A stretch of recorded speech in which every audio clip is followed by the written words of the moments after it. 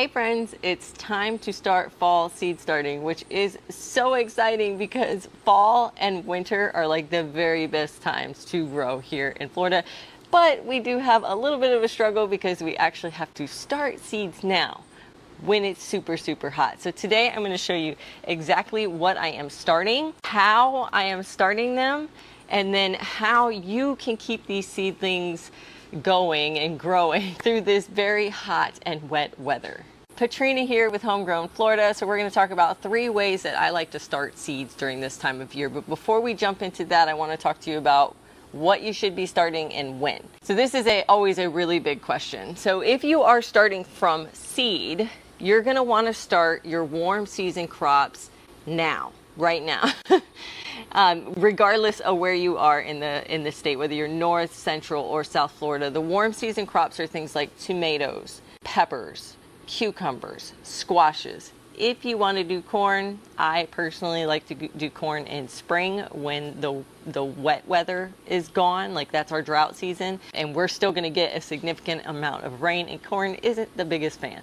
You can also do beans. Those are a really good warm weather crop. Now, you also might want to start some long season cold weather plants, and that's going to be things like celery or broccoli or Brussels sprouts. Not lettuce. You could do kale because that's a little bit more heat tolerant. You could do some of the Chinese cabbages like Tokyo Bacana or Chijimisai. Those can handle the heat a little bit better than, say, I don't know, romaine or loose leaf lettuce, or what else is not so great, or like maybe radishes. You know, those are like cold weather, but they're short cold weather. So lettuce and radishes are about the same, and they take somewhere between 30 and 60 days, but you can start harvesting somewhere around the 45-day mark, and that in 45 days from now, we are still going to be hot. If you guys remember, if you watch the weather, you know that we don't actually start to cool off in the evenings until probably late October, early November. And by cooled off, I mean go from 70s and 80s at night to like 60s at night. It will long be in the high 80s during the day, and some of these plants just cannot handle that. So we're gonna set the long season vegetables to the side for another month, maybe 2, and we're going to focus on the long season. Now, the long season cold crops, you can even wait another month, and honestly, you're going to be growing those all through fall and winter. I think the last month for some of these things is going to be like February. So if you don't want to start those now, no worries. You have plenty of time to start those. But the warm season crops, we have a very narrow window, and that window is right now. If you don't start them from seed right now and you wait till next month, you're going to have to pick them up as transplants because you're going to get too far along into the winter season, and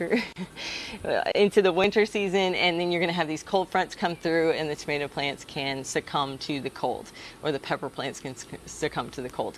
So we get them in as early as possible, which is late July or August, which August is really the ideal time, so that way the tomato plant is fruiting and ripening all before we get our first frost. Now, if you're in an area that is frost-free, I'm thinking of our friends down in South Florida, you guys can grow them all winter long. It's no big deal.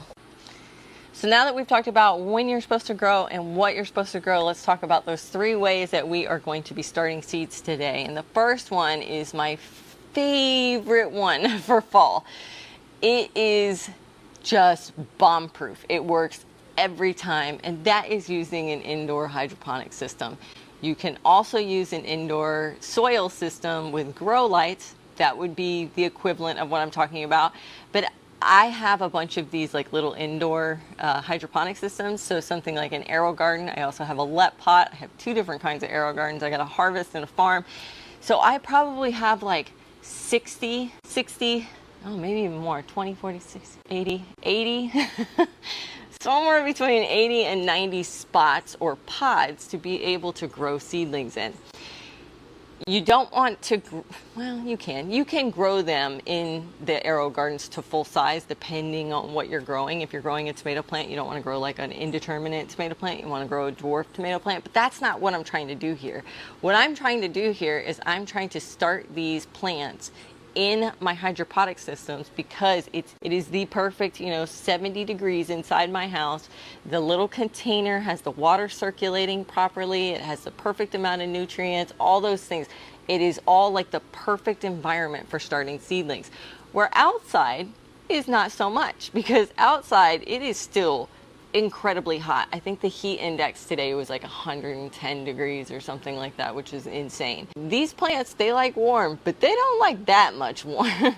So they're going to need a lot of shade. And then also we have these torrential downpours that keep happening, which can drown a young seedling, whereas a hydroponic system or an indoor grow light system is not going to have any of those factors. And it's just going to help you be able to grow those seedlings during this tough time a lot easier. So the way that I do it is I take my pods and I place them in the machine. Then I take the seeds, and this time I am growing tomatoes, about 6 different types of tomatoes, tomatillos, Tokyo Becana or Bacana, Chigemisai, and kale, I believe, are what I'm doing. And I'm doing a dinosaur kale, which is a little bit more heat tolerant. So once I've placed all my seeds in the little pods, and I usually do 2 seeds per pod because the pods themselves can be a little bit expensive. I buy a generic version and I get them in bulk. I think I get like 100 pack of them. It's down in the description of this video, and in my Amazon store I have those. So you can get them for a lot less expensive than if you buy them straight from AeroGarden, but still I have to pay for each one of those pods. So I want to make sure that I get a plant per pod, which means I'm using 2 seeds per pod, at least. I think, oh, I also did celery. I think with celery I just sprinkled however much I could sprinkle, which probably was like 15 seeds. So once you get the seeds in the pods, then you're going to put the caps on top. These are humidity domes, because inside of our houses with air conditioning, we don't get so much humidity. So the domes help create that humidity. And then we turn the machine on, which will have the light come on. And I usually set mine. If yours doesn't have a set, like the AeroGarden Harvest automatically does 12 hours. But the farm, the AeroGarden farm and the Let Pot, you have to select the time. So I always run it overnight. But that's because it sits in my living room and nobody sleeps in the living room because the light is very, very bright. But I set it overnight for 12 hours, and it's kind of like a night light for us. But you can do it during the day as well. It doesn't matter. But you want to hit that 12-hour mark is what you're looking for. After a couple of days, my seeds started to sprout. Now, I did not get perfect germination on some of these, particularly a couple of the tomatoes. And it seems to be a specific variety that didn't seem to germinate, which is a surprise because I have not owned these seeds very long, less than a year, so they should have germinated. So I'm skeptical. But once they have sprouted, I take the little humidity domes off and I bring that light super close. You're actually going to be pretty surprised with how close that light is. It's only a couple inches off the top of the plants. And I do that so they get the most intense amount of light that they can possibly get. It doesn't hurt to add a little fan. I have fans going on in all my rooms of my house, so it's not super necessary for me, and they're not going to live in the AeroGarden very long. Once they get to about, for tomatoes, about 6 inches tall, for the greens maybe about 3 to 4 inches tall, they're going to come out here, and I'm going to do one of 2 things. I'm either going to put them in pots if it's still super hot, or I'm going to plant them directly into my beds. But we're going to talk about transplanting a little bit later. I just wanted to show you one of my favorite and easiest ways to start seeds, which is in a hydroponic system or in an indoor growing system. Now, our next way of starting seeds is actually in trays. I do both ways. You never know which way is going to work best. Usually it's the AeroGarden, but it doesn't hurt to have extra plants. I live by this motto of having extra plants. They give you hundreds of seeds in a seed packet. You are never going to use them, or maybe you have a super big farm. Maybe you'll use them all. I will never use all of the seeds that they give me, so I lean towards the side of starting way more plants than what I need. And then at worst case, if we have some, fall off, some that didn't germinate, some that die once I put them in the beds, I always have backups. And that is so important this time of year. Because if you can get them to germinate, and then you can get them to grow, and then they transplant without too much transplant shock, and then you go to put them in the beds, the next battle is the bugs, because the bugs have not left yet. They're not going to leave until October or November. So the bugs will eat down those plants right away, very, very quickly. So having backups that are the same age as the original plants is super, super important. So plant or start more seeds than you expect. And I usually this time of year start 3 times as many seeds as I think I'm going to use. And very rarely do I ever throw them away. I think last fall I threw away 3 squash plants, which hurt my heart. But I did that because all my squash had done well, which never happens. So let's get started with filling up these trays. We're going to create our seed starting mix first. So I have my bucket here, and it has some of my old seed starting mix that is just about done. So I'm going to get some more going. And this is just stagnum peat moss. So I'm going to take, I think I'm going to do like 4 or 5 shovels of this. I usually like peat moss, or my real big favorite is coconut coir. But I had the Jaboticaba plant that I put, well, I guess it's a tree, it's a fruit tree. I put it in a pot, and I needed a significant amount of peat moss because that's what it likes to grow in, is a more acidic environment. So I had that big bag of peat moss, and so I've been using it up in my seed starting mix before I move back to coconut coir. I like coconut coir because it absorbs the water nicely, whereas I think the peat moss, it kind of beads, and I don't really necessarily like that. So since this peat moss is very, very dry, we need to get it wet. So the first thing I do is to get my peat moss wet, I just fill it up with some water. Now I haven't put other ingredients in yet because it's the peat moss that I want to get super wet and not all of the ingredients together. You see how it kind of just beads? All right, that's probably enough. It just kind of beads off of it, so it needs to soak for a minute. It's gonna get kind of like a muddy texture, and that's okay. Okay, so we're now nice and wet, and now I'm gonna add compost. Now I don't have any compost that's available, so I'm using black cow. And I'm doing equal amounts of peat moss to black cow. I'm just making sure everything gets broken up. I have a little chunk right there that I need to, because we really want this to be very fine. Now the next 2 things I like to add is, this one is probably a little controversial, but I like to add some amendments, and this is just Garden Tone. Actually, I don't think this is Garden Tone. I use the bag Garden Tone, which is my fertilizer. I really like it. But when I empty one of the bags, I actually refill it with a mix of bone meal, blood meal, and kelp meal. Those are my 3 favorites. It helps with nitrogen, potassium, and phosphorus, those 3. I also feel like amendments, which those are amendments, not necessarily fertilizer. I feel like amendments they're not as strong, which is perfect for seedlings, but they do give them a nice little head start.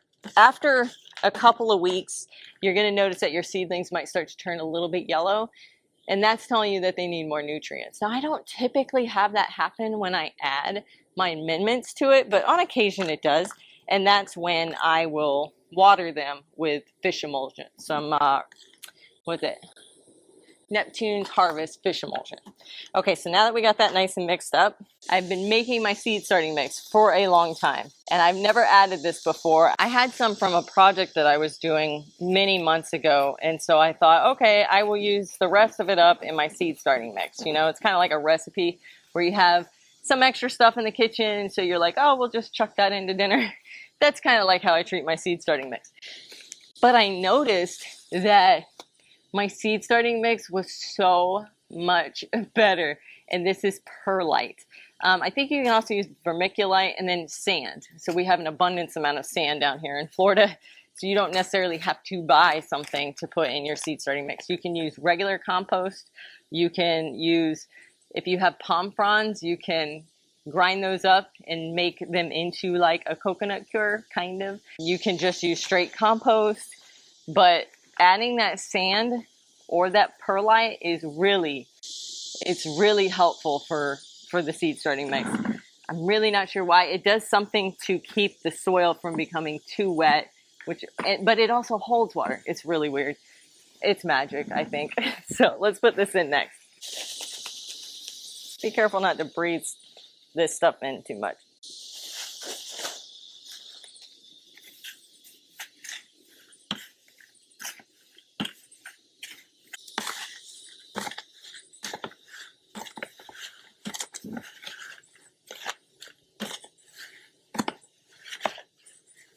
All right, it's definitely hair clip time.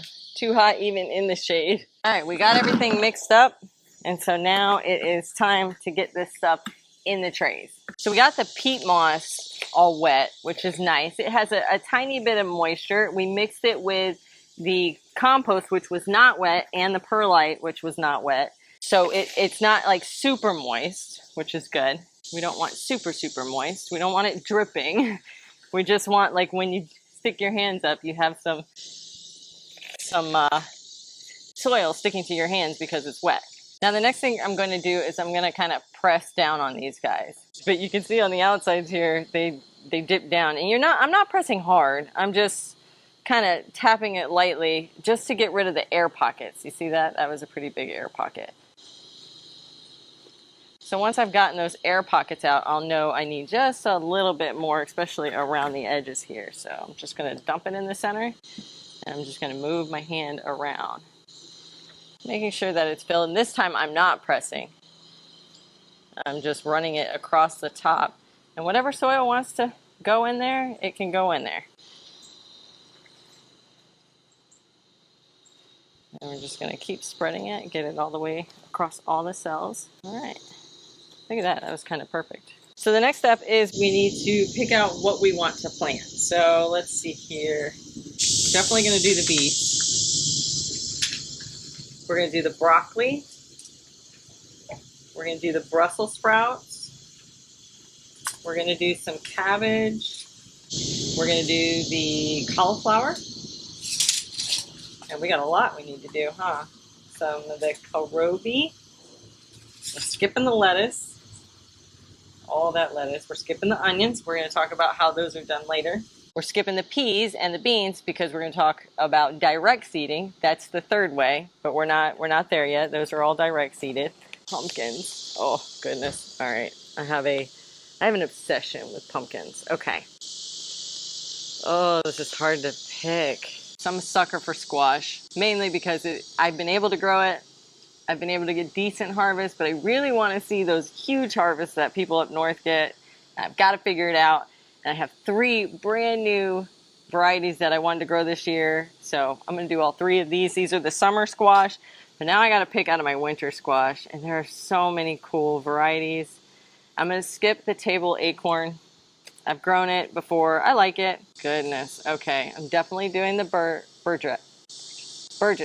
Buttercup squash. I have to say it in my head first in order to say it right. I'm definitely doing that one because I love that one. Now these two, the South Anna butternut and the Thai King cob, they both are machata types of squash that are very resistant to squash vine borers. So I really want to grow both of these, but I also want to grow the Cinderella pumpkin. But I'm not going to grow the Cinderella pumpkin. I'm fairly certain that one's going to fail. So I want to grow what I have the best possibility of success this season. Now I got to see how I can fit all of these in 72 trays. So I got them all laid out in the order, and I got all of them to fit in here. It's a 72 cell tray. It has 12 rows of 6 each. So I broke it up, and I'm only doing 1 squash each because I'm trying to keep myself focused.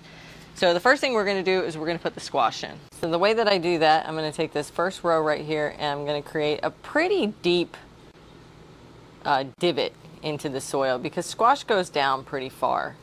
And these are fairly big squash seeds, I believe they are. And I'm going to put 1 in each little cell here. So I'm going to start with the South Anna, and I'm going to put 2 seeds in. And let me do this so that you guys can see it. I'm going to do 2 seeds in each one because I'm only doing 1 cell, which means I really need this cell to pay off. So by putting 2 seeds in, I know for a fact I'm going to get something. And I'm putting pointy side down. Is that right? Pointy side down? Yeah, I think so. pointy side down. And I'm going to push them kind of to the bottom of the tray, and then I'm going to take my finger and I'm going to cover it up with the soil. I might actually add a little bit more soil to these guys. I don't necessarily do that with all of the other ones because they are fairly small seeds, but these are the biggest seeds that we're planting today. Now we're going to do the Thai King cob, and I'm going to do the same thing. I'm going to put 2 seeds. I'm only doing one variety in one cell, so these seeds have to pay off. I'm even picking like my favorite seeds. When they pop out in my hand, I see that this one's pretty small, where these 2 are pretty big and they have like that etching. I don't know why, but I think that that helps. So I'm going to pick my 2 best seeds. If I was doing a bunch of these, I wouldn't care. But since I'm only doing one, I'm trying to conserve space here. I'm going to put both of those in, and I'm going to push them all the way to the bottom, and then I'm going to cover them up really well, but with loose soil. I have this little piece that's not loose, so I'm going to break it up. All right. Now let's do the rest of the squash.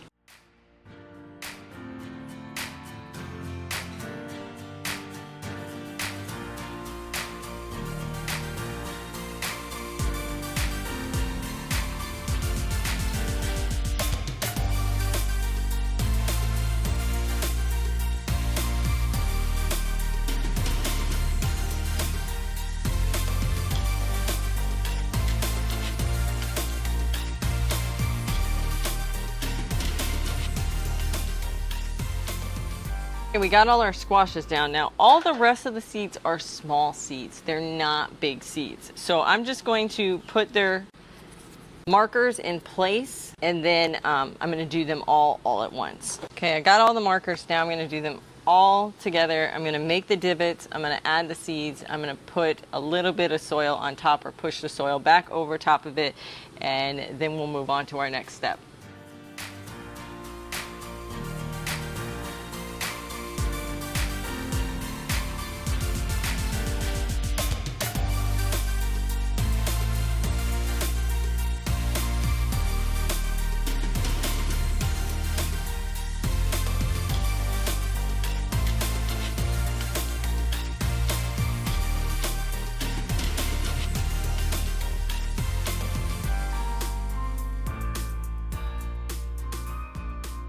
The last set I'm putting in, I've got everything else done, is the beets. Now beets are iffy. Like, you should directly plant beets. I don't.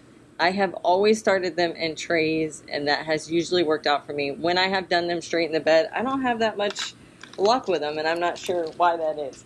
But I always start them in trays. So now that we've got everything in the trays, now we just need to cover them all up. And I'm just taking my finger, and for the beets I'm kind of pushing them down a little bit because they go a little bit deeper than everything else. But everything else, like the celery, the chajimicai, these are super tiny seeds. I'm almost not even covering them. As you see, I'm just kind of like taking my finger and brushing some of the loose dirt on top of it, and that's all that I'm doing. See, with the beets, a little bit lower. You want them below, because they're a little bit bigger. The bigger the seed is, the lower it needs to go down into the soil. About the same size as the seed is. That's always my trick. I don't even look at packages anymore. I just plant it as deep as that seed is. And so for these guys, that's a chajimicai. Okay, I already did that. These guys, I'm just pushing.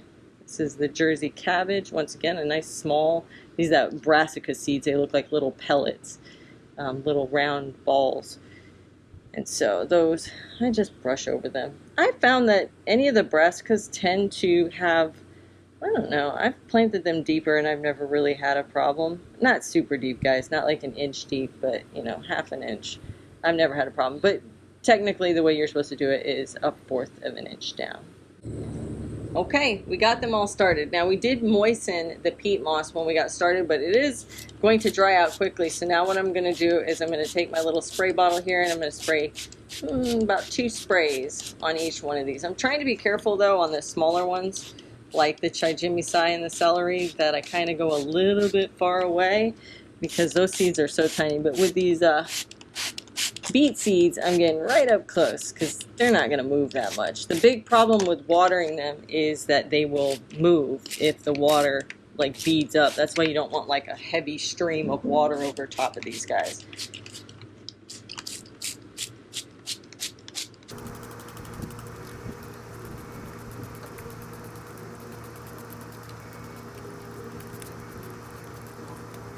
Okay, so now we got the top sprayed. I went out to my hose and I added just a tiny bit of water to the bottom. Yeah, it looks like it's already sucked it all up. That's okay. Added a tiny bit of water to the bottom so that the cells can kind of absorb that water from underneath. And now what I'm going to do is I'm actually going to leave them right here. I'm not going to cover them. I'm not going to put the humidity dome on here. We are leaving them outside in the elements where it is already really hot. So germination should take no time, like a couple of days, no big deal. And it's so humid from all of our rains. As you can see, I'm dewy. That it's plenty. It doesn't need that top. And that top is actually just going to cause it to become more and more hot. And the hotter it gets, if it gets above a certain temperature, they won't germinate because it's just too hot. The plants will die immediately. And so it knows that. The seeds are very smart. They know when the right temperature is, and too hot will cause those seedlings to fail, so the seeds won't germinate, and since they're in wet soil, they're just going to sit there and rot is what's going to happen. So I'm going to leave them out here on this table, and I'm not going to put them in the sun. But once they sprout, let me show you these guys over here. This is a tray I did a couple days ago. I moved them over here. I'll have to turn the bigger tray sideways, but I moved them over here because it gets a lot of shade from this privacy screen and from this plant right here, and it only gets about 2 hours of sun. It keeps it from drying out, but as you can see, those seeds are already popping up. The Tokyo Bacana came up really quick. It looks like the kale is coming up fast, and the rest of these guys are not quite there yet. We'll give them a few more days and they'll be there. So once those seedlings that are over there where they're getting a couple hours of direct sunlight a day, but rest of the day is shade, once they get at least 4 sets of leaves, 6 would be better. Now I know that kind of contradicts some of the things that I've said in the past about seed starting, but when you're seed starting in August, when the sun intensity is so intense and the heat is so oppressive, your plants need a running start. And so I allow them to get pretty big. And sometimes that means that if they are really fast growing, like a squash is super fast growing, I will need to pot them up. I will need to take them out of these little cell trays and put them to pots. Usually I go for something this size. You can also use a solo cup and just poke holes in the bottom of your solo cup. And then I'll pot them up into that, and that will usually hold them over until, you know, mid to late September. Some of the smaller ones, like the Tokyo Bacana, the Chijimi Sai, the kales, they will live in these little trays until they're ready to go in the garden. But I usually want them to have 4 to 6 leaves on them before I put them out there. When you put them in the ground, or in your bigger container or in your raised beds, you're going to dig a little hole equal to the size that they are. You don't want to bury them deeper, except for tomatoes you do bury deeper, but all the rest of them you bury them at the soil line. So you dig a little hole, put some fertilizer down. For most of the green leafy vegetables, get a heavy nitrogen fertilizer. So I like Garden Tone. There's also, I think, what is it? Is it Green Tone? I'll put it down, but there's an Epsima, I think that's the name of the brand, but there is a variety that is really good for like greens, which has high nitrogen. And then for the things that are fruiting plants like squashes and tomatoes, I either use Garden Tone or Tomato Tone.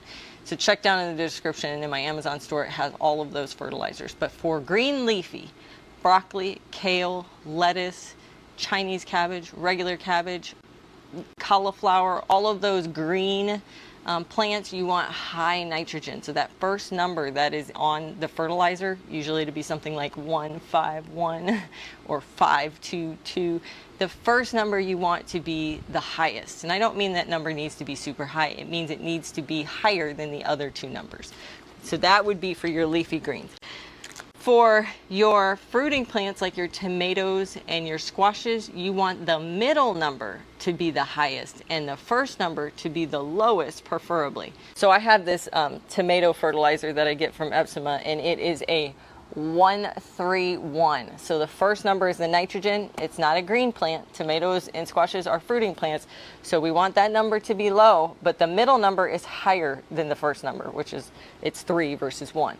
So that means it is meant for fruiting plants. It's meant for the flowering and the roots and the plant health, rather than pumping it full of nitrogen where you get this big bushy plant and you don't get a lot of fruit.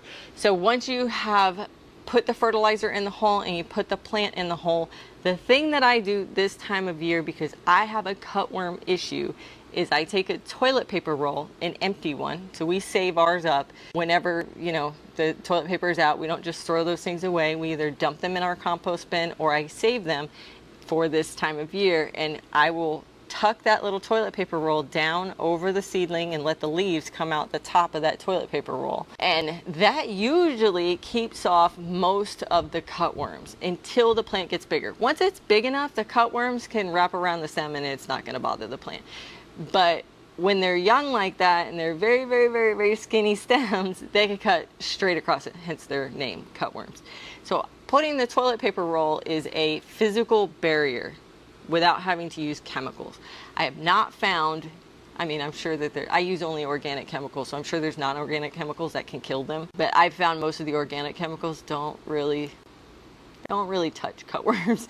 They're pretty good at living through that. So the toilet paper roll is a physical barrier, and for some reason they don't like to climb up it. Doesn't mean they never do. Some of them get hungry enough that they will, but most of them will bypass that plant and keep on the move to try to find a plant that's a little easier to get to. So that's my trick.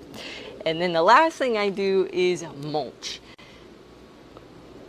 When it's my seedlings that I'm moving out there, or when it is a plant that I'm planting, like a transplant, I mulch heavy, heavy, heavy, heavy. I mean 3 or 4 inches or more.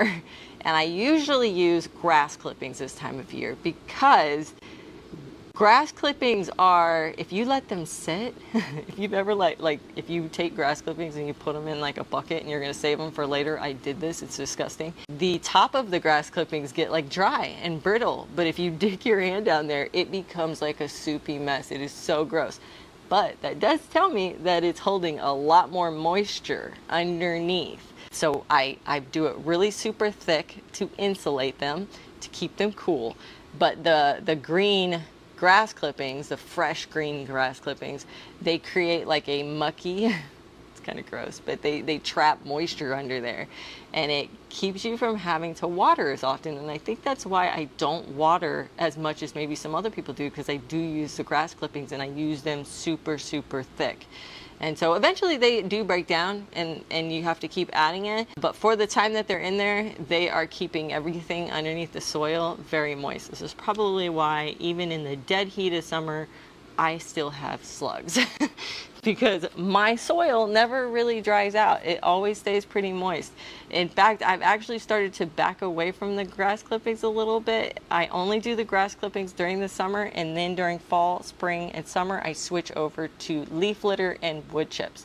Because I found that when I did grass clippings year round, my slug population in my garden would get excessive. And that's because my soil always stays moist. And it's not like I'm watering a lot, guys. I'm watering, I think, 2 times a week at this point, which is obscene, because I should be watering more, but I'm not. And I really attribute that to the grass clippings, because they do hold that moisture in. But if you were to use grass clippings all year round, like during winter I did last year, and I only watered once a week, it becomes very, very wet, and it's almost too wet. And it starts, like if we get a heavy rain, I start to lose plants because the soil is too moist. All right, so that's how we get them to survive the first part of their life. After you've gotten them in the beds and they're planted and they're healthy and they're happy and they're surviving, they will go the distance. Fall will hit, you're gonna see it, fall's gonna hit, the nighttime temperature is gonna get good, the daytime temperature is gonna be nice outside, and the plants are just going to react. You're gonna see them, they're gonna be struggling and putting along, you know, during these heat. And then like October and November is going to hit and they're just going to explode and they're going to be so happy and they're so lively. If you can get them through this heat and through this excessive rain, you're going to see that they are going to do really well. So those are my tricks. The last and third way that I plant seeds during this time of year is direct seeds. And I know a lot of you had some questions in the comments of my previous video where I was showing you everything in the basket here, everything that I was going to grow, and I was doing my fall planting. You were like, you know, how do you know whether to direct seed or, you know, put them in trays? So the way that I know is, number one, every kind of plant can be direct seeded. There is not a single plant that I can think of or am aware of at this moment that cannot be direct seeded, because in nature, all plants are direct seeded. You know, in nature, trays are not a thing, right? They drop their seeds to the ground gets covered over, the wind covers sand and dirt and leaves and stuff cover over it, and then they germinate and poke through it. That's how all seeds are done. So you can plant anything direct seeded. Although, because it is so hot, the sun evaporates the water off the surface where these seeds need to live. They need to live on this surface, almost, you know, like some of these things we only put down a half an inch down, and that's the deep ones. The the really small ones, we only put down a fourth of an inch, and some, like the celery, I just sprinkled on top. If you can't keep your soil moist on the top during the heat of summer, which, trust me, that is an impossible feat for even the most experienced gardener. You'd have to be sitting out there pretty much all day long misting your beds. It's impossible. The evaporation keeps it off. That's why we start a lot of them in trays.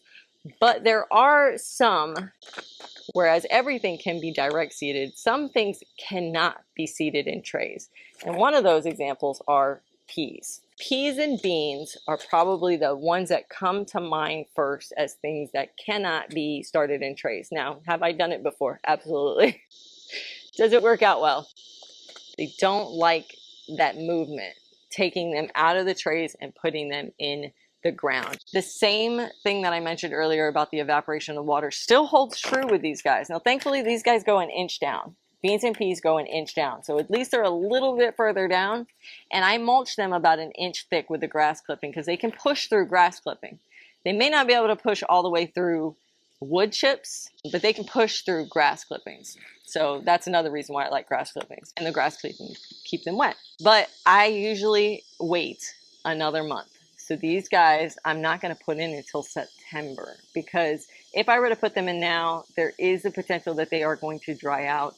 There is a potential that while they're sitting there waiting, like the squirrels are going to come through and eat them. There's just a whole host of things that's going to happen. I would rather put them in when it will be optimal. And giving them 1 to 2 more months, September or October, I have found they do best in that circumstance. Now, there's other plants that you just saw me put into trays that I'm going to tell you like it better when you put them directly in the ground. And that's going to be squashes. You just saw me put summer squash and winter squash in, but squashes technically prefer to be placed in the ground directly. Another one is cucumbers. What else? Beans, peas, squash, cucumbers, melons, watermelon, cantaloupe, honeydew. Those all like it. Wait just 1 month and then we're going to put them directly in the ground. You're going to see the heat from the ground, the heat out in here versus in the trays. They're going to sprout super fast and they're going to grow really fast. You'll be shocked.